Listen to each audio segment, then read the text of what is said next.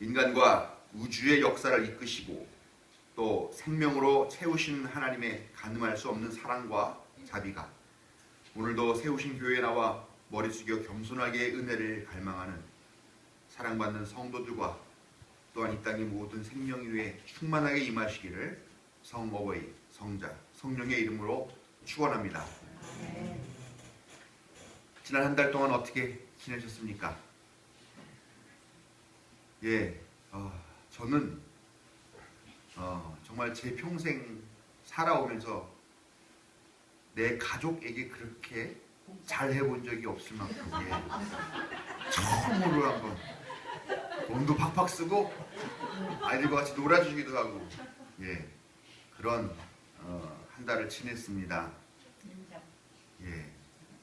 근데 제가 가족한테만 잘하는 일을 하지 말고 좀 우리 이웃들한테도 잘하는 일을 해야 되는데 자, 이웃들한테 거리에서 구걸하는 이웃한테 돈 1,000원이라도 내미는 일도 또 쉽지가 않더라고요. 정작 저도 좀 이웃을 위해 열심히 사는 그런 선행을 하고 와서 함께 나누자 이렇게 얘기를 했는데 지난 한 달 동안 저와 제 가족을 위해서만 열심히 살았고 이웃을 위해서는 별로 한 게 없습니다. 열심히 하긴 했다고 생각 전혀 안 한 건 아니겠지만 그래도 제가 일상적으로 해오던 일들 외에 좀 더 새로운 어떤 한 가지 것들을 시도해 본 적이 없어서 저도 반성하면서 그렇게 한 달을 지금 되돌아봅니다. 자, 자신 있게 저는 이번 한 달을 정말 이웃에게 봉사하며 선행하며 살았습니다 하고 생각하시는 분이 있으면 한번 우리 전도사님 한번 한 달을 좀 돌이켜보시면서 자신의 선행을 한번 이렇게 좀 자랑해 보시죠. 네, 저의 선행은 생각해보니까 별로 없는데요. 죄송합니다. 우리 교역자들 우리 이간택 목사님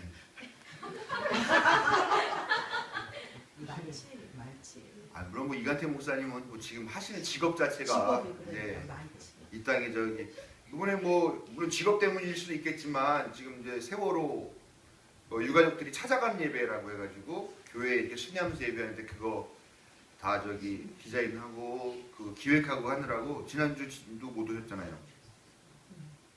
원래 오늘도 못 온다고 그러셨던 게 아니고요. 네, 식사 때문에. 그렇죠. 세월호 유가족보다 우리 식사가 더 중요해요. 아무튼 뭐 이렇게 또 우리 한 분 더 우리 취지를 잘 모르시는 것 같은데 우리 이호성 전도사님, 우리 동력교회 전도사님인데요. 우리는 한 달 동안 내가 우리의 이웃을 위해서 이러한 삶을 살았다. 좀 칭찬받고 싶은 이야기 자랑도 해보고 또 귀감이 되고자 이렇게 하는 그런 시간이 있거든요. 한번 지난 한 달 동안 생각해 보시면서 내가 나의 이웃을 위해서 또 아니면은 하나님 나라 일꾼들을 위해서 내가 무슨 일을 했는가 한번 있으시면 한번 자랑 한번 해보시고 결산 한번 해보시죠.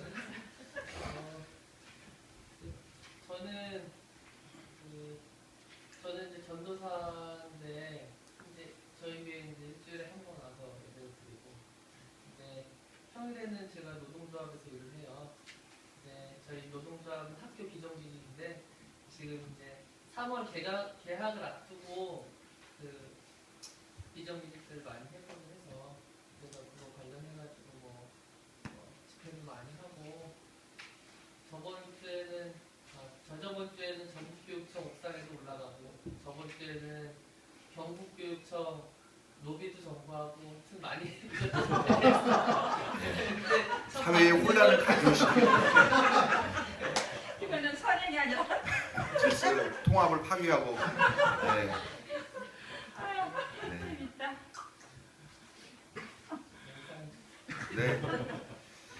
참 중요한 일 하셨습니다. 정말로 공감하고요. 그 학교 비정규직이 지난번에 그 학교에서 급식 담당하시는 분들 파업하셨던 거기 맞죠? 네, 맞아요. 그 하성윤 씨인가 누가 거기 우리 계셨던데 거기 들어가시는 건가요? 그 학교 비정규직이 노조가 한 3개 정도가 있어요. 네. 그래서 한 37만 명 정도가 학교 비정규직인데 지금 3개 노조가 열심히 해가지고 하고 있어서 그분이 저쪽에 계신지는 잘 모르겠어요. 그 아시죠? 지난번에 학교 비정규직들에 대해 너무 처우가 엉망이어가지고 뭐 학생들 급식 중단하는 사태까지 하는 그런 악수까지 두면서도 자기의 그 권리를 위해서 싸웠던 그 분들을 위해서 일하고 있는데 오늘 오셨고 좋은 일 하시는 우리 박수 한번 하면서 환영합니다. 예, 오늘은 교육자 특집을 했습니다. 네, 다음 달은 평신도 특집을 하겠습니다. 준비해 오시기 바랍니다. 예, 오늘은 일본 제국주의의 조선 강점에 저항해서 1919년 전민족적으로 벌인 비폭력 3.1 만세운동 96주년이 되는 날입니다. 제가 찾아봤더니 1542회의 회집에 약 200만 명이 동참했던 이 운동은 사망 7,509명, 부상 15,961명, 피검 46,948명이라는 끔찍한 피해를 겪은 그런 운동이긴 했지만 민족의 자주와 독립을 위해서 벌인 평화적인 운동이어서 세계적으로 큰 반향을 불러일으켰던 그런 의미가 있었습니다. 3.1운동에 참여하여서 생명을 바치고 또 고초를 겪으신 그 이들을 위해서 우리가 잠시나마 이 시간 묵념하는 시간을 갖도록 하겠습니다. 묵념.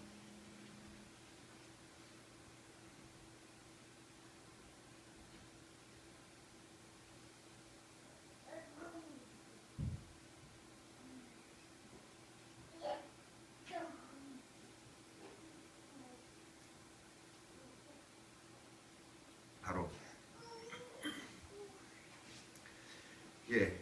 3.1절 국가의 독립을 위해서 목숨을 바친 우리 순국 선열들의 은혜에 감사하며 또 그렇게 자기 목숨 바쳐서 지킨 이 국가를 더욱 충성스럽게 섬기고 지킬 것을 다짐하는 그런 날이 오늘 3.1절이 아닌가 생각합니다. 순국 선열들의 희생이 없다면 지금 대한민국이라는 것도 없었겠죠. 또 우리는 대한민국 국민이라는 이 영예로운 이름을 얻지도 못했을 겁니다. 그것이 바로 애국이고 애족이죠. 국가에 대한 국민은 조국에 대한 애국심을 갖는 것이 너무나 당연한 이야기일 것입니다. 국가 없이는 나의 존재와 또 나의 이익을 보장받지 못할 것이고 국가와 국민은 뗄래야 뗄 수 없는 물과 고기 같은 그런 관계가 아니라 생각을 합니다. 근데 요즘은요, 이게 우리 국민들이 애국심이 너무 없어서 걱정이다 이런 생각이 듭니다. 요즘 보면 애국가 4절까지 다 모르는 사람 있죠.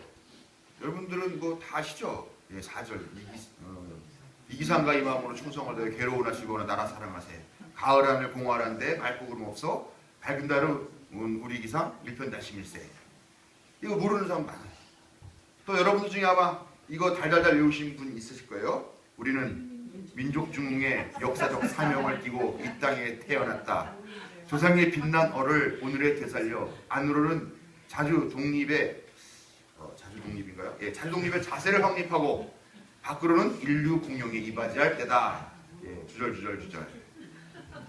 모르시죠? 예. 우리 초등학교 다닐 때 국민교육헌장이라고 하는 건데 이거 외워가지고요. 못 외우면 막 혼나고 막 그랬었던 기억이 있습니다. 이렇게 참 과거에는 애국심이 철철 넘쳐 흘렀는데 요즘 젊은 것들은 참 애국심 없어서 걱정이다 이런 얘기를 많이 합니다. 국경일이어도 국기를 개양하는 집도 별로 없고 국기인 태극기를 제대로 그릴 줄 아는 사람도 별로 없고 건공감리 순서가 어떻게 되는지도 잘 모르는 사람들 많습니다. 사정이 이렇다 보니까 우리 국정 운영에 노심초사하신 우리 대통령 각하께서도 국민들의 애국심이 많이 걱정이 되셨는지 영화 국제시장을 보면서 눈물을 철철 흘리시더니 애국심 고취를 위해서 특단의 조치를 취하시는데 그 중에 하나가 지금 태극기 개양법을 만들고 계시다고 합니다. 내용을 보면 이렇습니다. 민간 건물과 아파트 동별 출입구에 별도의 태극기 개양대 설치, 아파트 단지에 태극기 개양을 위해 관리비를 사용하고 관리소에서 태극기를 판매, 전국민 나라사랑 태극기 달기 운동 추진단 결성, 300가구 이상 아파트나 마을을 선정하여 국기개양 모범아파트 조성, 학생 대상 국기개양 후 일기 소감문 발표, 국기개양 하강식 실시, 개양 후 인증샷을 학교에 제출, 어린이집과 경로당을 통해 애국심 발휘 요청, 방송통신위원회와 미래창조과학부를 통해 방송 등의 홍보 자막과 특집 프로그램 제작, 기업체의 고객 사은품으로 태극기 지급 등등의 내용이라고 합니다. 애국심 고취를 위해서 대통령의 이 노력이 정말 눈물겹지 않습니까? 여러분, 우리 대통령 때문에라도, 대통령 위해서라도 정말 애국자가 돼야 되겠습니다. 안 그렇습니까, 여러분? 네. 네, 애국하는데 문제가 있어요. 그런데 저는 그런 생각을 자주 해요. 아니, 내가 대한민국에 태어나고 싶어서 태어났나?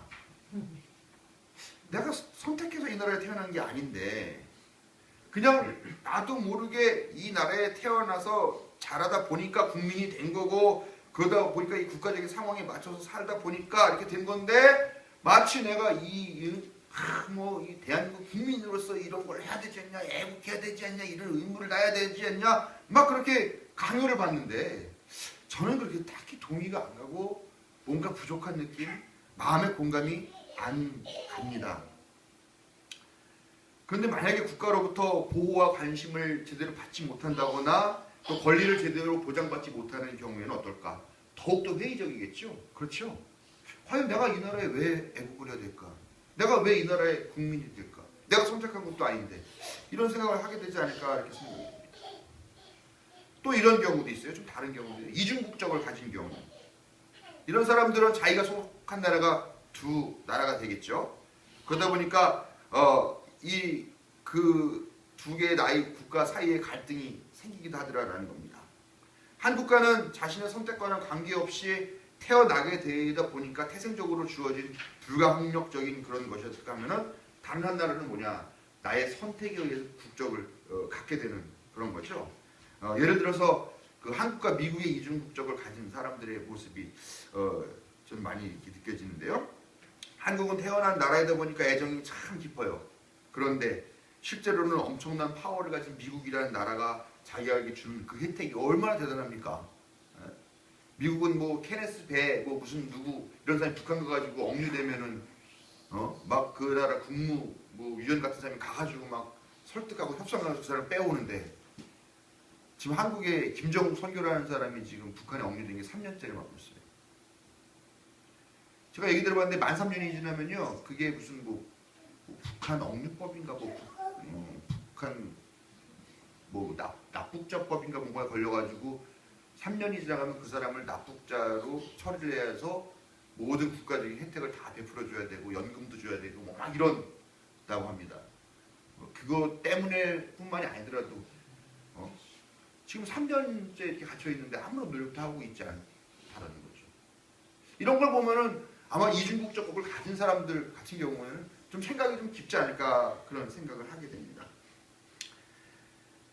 그리고 이 한국과 미국이 어떤 이익이라는 주제 때문에 충돌을 할 경우에는 내가 어느 쪽 편을 들어야 될까, 이런 갈등을 하게 되지 않을까 이렇게 생각을 합니다.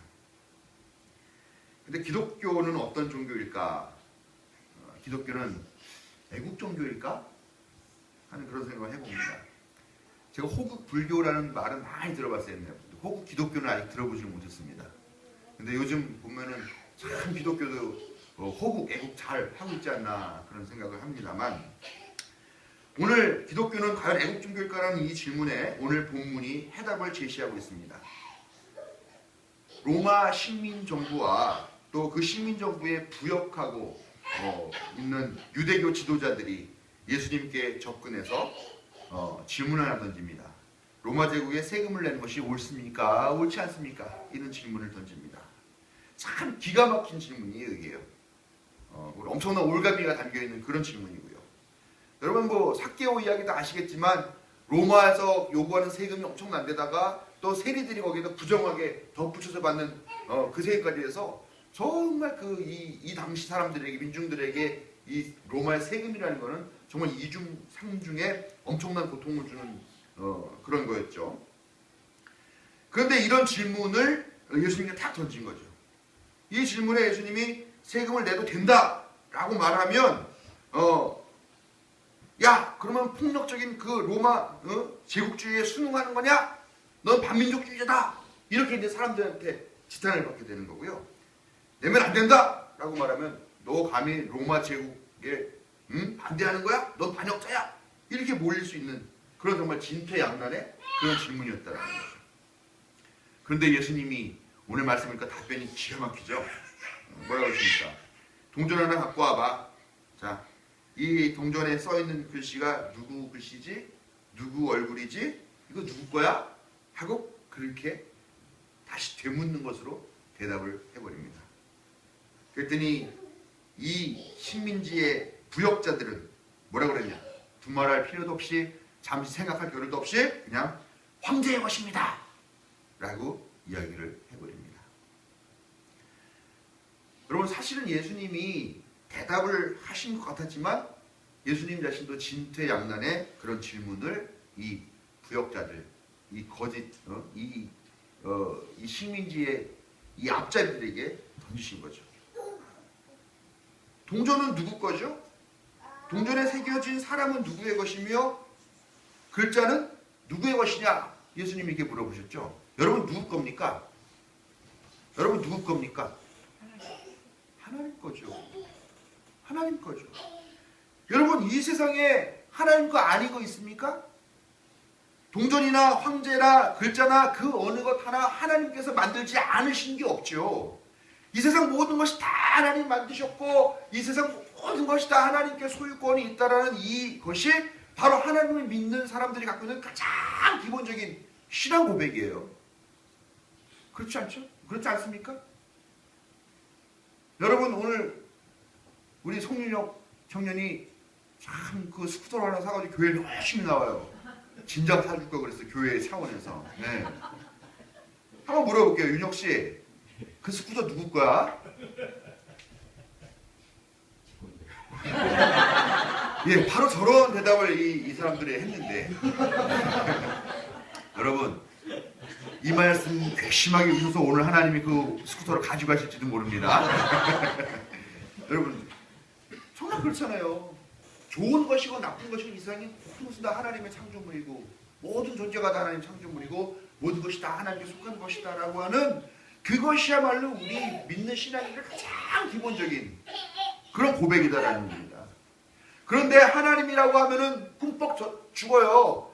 자기 감히 하나님이라는 이름도 못 읽어요. 그래서 하나님이라는 글자가 나오면 오 아도나이 나의 주님이라고 하나님이라는 글자도 못 읽을 정도로 벌벌벌벌 설설설설 기는 그 유대인들이 하나님 신앙의 가장 기본적인 전제를 잊어버리고 거부하고 황제, 사람, 권력, 세속국가 앞에 머리를 조아리고 있는 것이다라는 겁니다.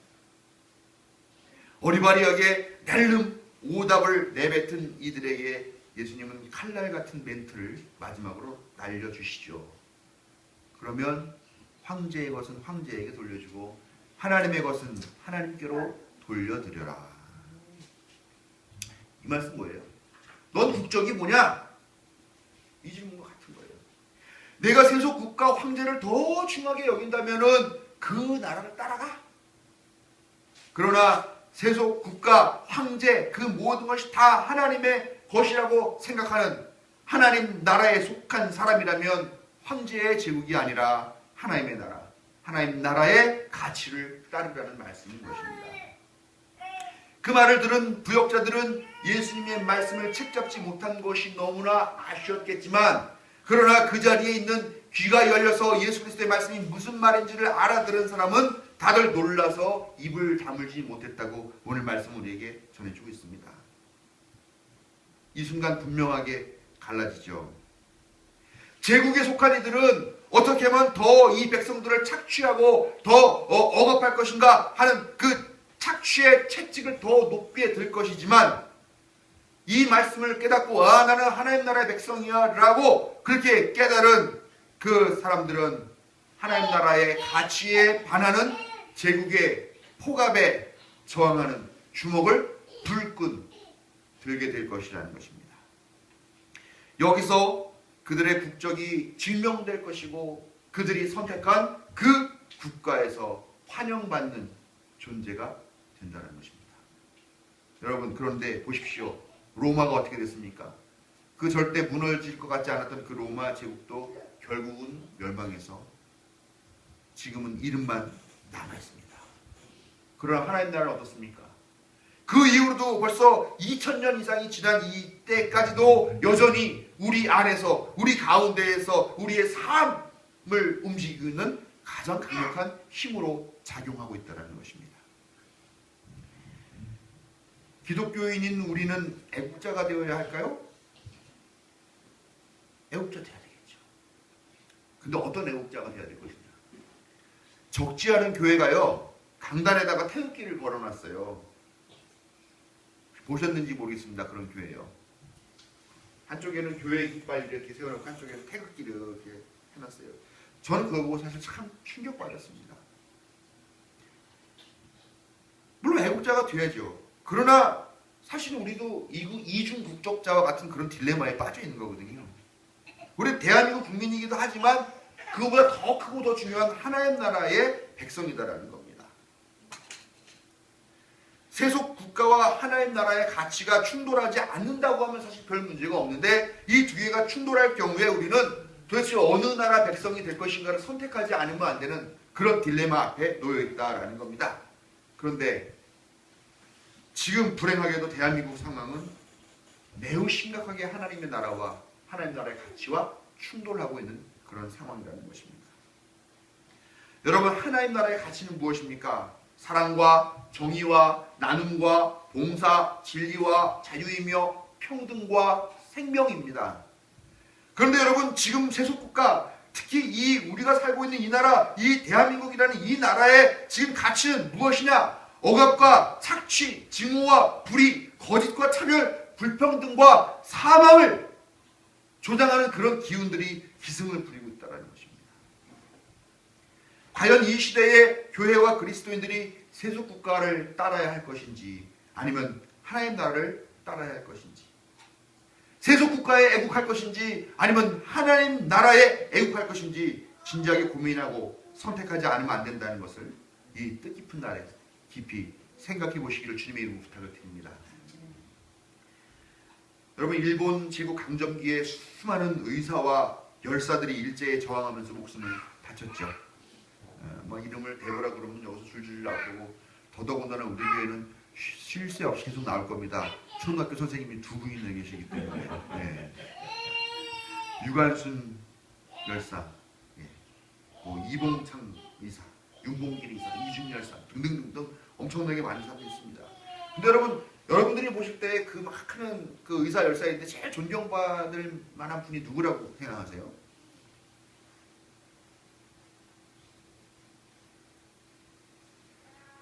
선생님들은 어떤 분이 제일 존경받을 만하다고 생각하세요? 네, 다들 우열을 가리기 힘든 분들이라 제 설교를 위해서 저는 한 분을 선택했습니다. 저는 안중근 의사를 선택했습니다. 그 하얼빈에서 이토 히로부미에게 총격을 가해서 그 독립운동을 하셨던 분인데 다 아시죠? 안중근 의사는 의거를 치른 후에도 아주 의연하게 체포되셨고 옥살이 하면서도 결코 굽히지 않아서 일본의 그 감옥지기가 결국 상당히 큰 감동을 받았고 마음으로 그분에게 승복했다 하는 그런 일화도 지금 알려지고 있는데요.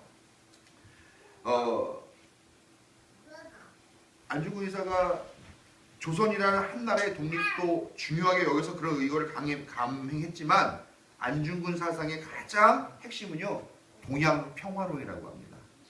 동양 평화론. 법정에서는 안 의사가 재판을 받으면서 말하기를 내가 이 의거를 한 것은 동양의 평화를 구현하기 위해서 하는 의지의 표현이었다. 이렇게 발언하셨다고 합니다. 그의 의거가 더 큰 의미가 있는 것은 어떤 한 국가라는 그런 울타리를 넘어서 보다 큰 인류의 평화를 고민했기 때문에 그의 그 의거가 더 큰 의미가 있고 오늘날 우리에게 큰 가르침이 된다. 중국에서는 이렇게 얘기한답니다. 그 안중근 의사의 그 동양 평화론 사상이 왜 국제적으로 더 퍼져나가도록 우리가 노력하지 않느냐, 왜 한국은 노력하지 않느냐, 이런 이야기를 중국 학계에서 한다고 합니다. 여러분, 도마 안중근이라는 말 많이 드셨죠? 도마가 뭡니까? 도마가 호죠. 라고 얘기하면 무식한 거고요. 예, 도마는 우리 그 예수님의 제자 도마, 예, 토마스를 말하는 거고 안중근 선생님의 그 세례명입니다. 영세명입니다. 도마는 토마스의 그 한문 음차고요. 안중근 선생은 그 가톨릭 교회 그 교인입니다.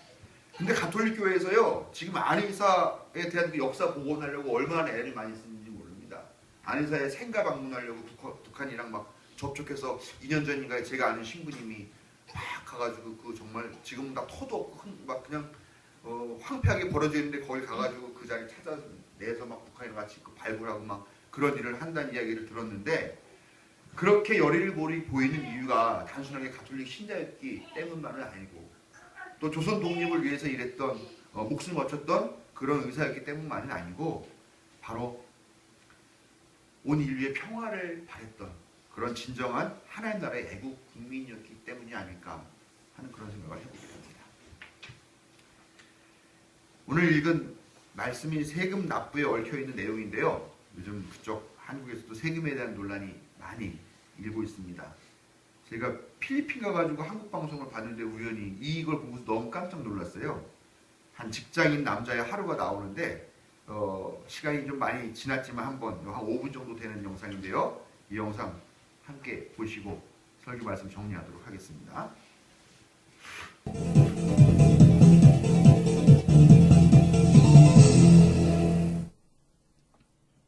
조세의 공정성을 짚어보는 순서, 오늘은 간접세입니다. 우리가 내는 세금은 크게 두 종류로 나눌 수 있는데요. 소득세나 법인세처럼 납세 의무자가 스스로 내야 하는 직접세, 물건값이나 서비스 요금에 포함돼 저절로 내게 되는 세금은 간접세입니다. 간접세를 자세히 들여다볼까요? 일반 상품이나 서비스 요금에는 대부분 부가가치세가 기본으로 붙고요. 모피나 귀금속 같은 사치품에는 개별 소비세가 더해지죠. 술에는 주세, 휘발유 같은 연료에는 교통에너지 환경세가 추가됩니다. 수입 인지에 붙는 인지세에 증권거래세까지. 간접세는 크게 6가지인데요. 이걸로 끝나지 않죠. 이들 세금에 일정 비율로 따라붙는 세금, 방위세와 교육세, 농어촌 특별세가 있습니다. 이렇게 종류가 꽤 많은데요. 그럼 우리가 하루에 내는 간접세는 얼마나 될까요? 한 직장인의 하루를 따라가 봤습니다. 대기업에서 대리로 근무하고 있는 변성철 씨. 출근길에 가장 먼저 들르는 곳은 주유소입니다. 휘발유 3만원어치를 넣고 나니 영수증에는 부가세 2,700원이 찍혀 있습니다. 표시되지 않은 유류세 15,600원까지 합하면 변 씨가 낸 세금은 18,000원을 넘습니다. 눈코 뜰 새 없이 오전 업무를 마치고 동료들과 함께 음식점을 찾았습니다. 점심은 13,000원짜리 돈가스 정식. 영수증을 확인해보니 역시 부가세 1,100원이 붙었습니다. 식사 후 사 마신 주스값에도 어김없이 부가세가 따라오고 부가세가 391원, 30%가 나왔네. 담배를 한 갑 사더니 담배 소비세부터 지방교육세까지 간접세만 4종류 2,470원을 내게 됐습니다. 퇴근 뒤 직장 동료들과 마신 맥주 한 병에는 부가세와 주세를 합쳐 1,200원이, 마트에서 2살배기 딸에게 먹일 먹거리를 장바구니 담고 나니 부가세 1,300원이 붙었습니다. 이렇게 낸 세금 얼마나 될까? 오늘 쓴 비용이 대략 한 10만원 안팎이니까 글쎄요, 한 5천원? 변 씨가 하루 동안 납부한 간접세를 모두 더해보니 25,000원을 넘었습니다. 생각보다 되게 많이 나왔네요. 네. 명세서도 잘 보지 않고 그냥 필요한 것만 사게 되니까 물건을 살 때 세금을 낸다는 생각은 거의 안 하죠. 간접세는 이렇게 물건값이나 서비스 요금과 함께 납부하게 되니까 소득에 관계없이 똑같은 금액을 내야 합니다. 그래서 간접세의 비중이 클수록 고소득자에게 많은 세금을 걷어 저소득자를 지원하는 조세의 소득 재분배 기능이 떨어질 수밖에 없는데요. 이 간접세 비율, 선진국들과 비교하면 어떨까요? 비교 가능한 통계가 있는 2011년 우리나라 국세 수입에서 간접세 비중은 49.7%, OECD 회원국 평균보다는 10%포인트 이상 높습니다. 특히 복지 수준이 높은 프랑스나 스웨덴보다도 훨씬 더 높은 때문이죠. 이렇게 유럽 국가들보다 간접세는 많이 거두면서 복지 혜택은 적다 보니 조세를 통한 소득 재분배 효과가 OECD 34개 나라 가운데 최하위권으로 나타났습니다.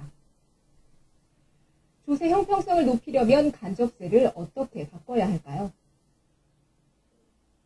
한 벌 가격이 200만 원에 이르는 패딩 점퍼, 300만 원을 넘어서는 고급 양복, 담배 한 갑에도 600원 가까이 물리는 개별 소비세가 이들 품목엔 부과되지 않습니다.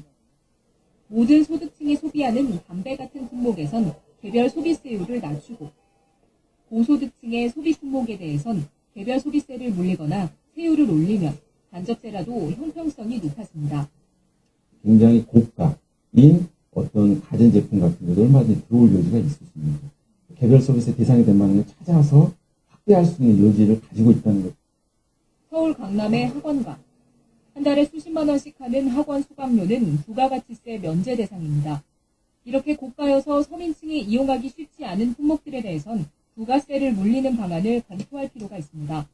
대신 10%로 고정된 부가세율을 서민들의 생활 필수품에 가까운 품목에는 낮춰 적용하면 소득 재분배 효과도 기대할 수 있습니다.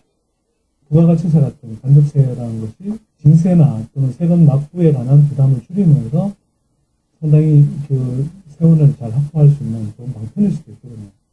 간접세의 누진 구조를 다양한 방식으로 강화하면 세수 증대와 조세를 통한 소득 재분배라는 두 마리 토끼를 잡을 수 있습니다. TBS 뉴스 임주영입니다. 10만 원 썼는데 2만 5천 원이 세금이랍니다. 경기가 좋지 않다 보니까 요즘 애국하면서 애국주의가 상당히 부각되고 있습니다. 근데 요즘 인터넷에서는요, 앞뒤 따지지 않고 그저 애국 막 이런 것만 부르짖는 현상을 겪으면서 애국과 희록봉의 한 글자를 따서 국봉이라고 그렇게 비아냥거리고 있습니다. 예를 들면 이번에 국정원 이 선거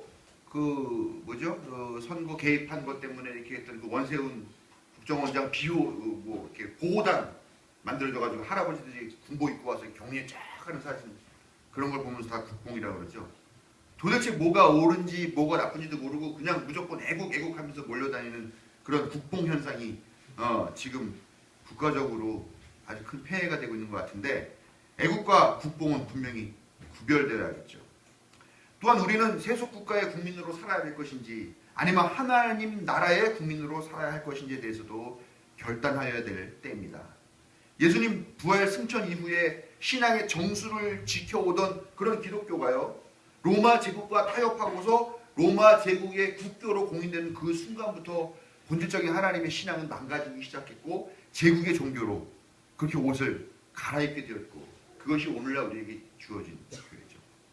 사실 예수님 처음에 그 종교는 얼마나 가난한 사람들과 나그네들과 억눌린 사람들을 생각하고 그들과 친구가 되어주는 그런 예수님의 신앙이었는데, 어느 순간부터는 가진 자와 부자와 권력자들의 그런 들러리에서는 그런 종교로 변질되어 버렸다는 것이,